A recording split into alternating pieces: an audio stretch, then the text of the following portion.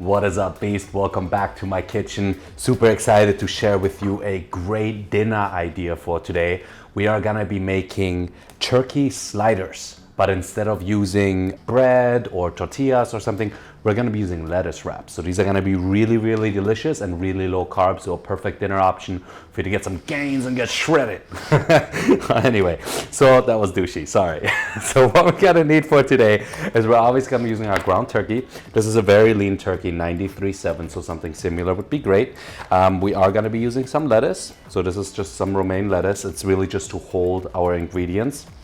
We're gonna be using some feta cheese, some sprouts. So I got some Culver sprouts here and some bean sprouts, but you can get whatever kind of sprouts you like. These are really healthy, really nutritious. We're gonna be using some tomatoes, as well as an avocado, or actually half an avocado, along with salt, Himalayan pink salt and pepper for seasoning, some Dijon mustard, some ketchup, and our organic no salt seasoning for some added kick. So follow along and let's get cooking.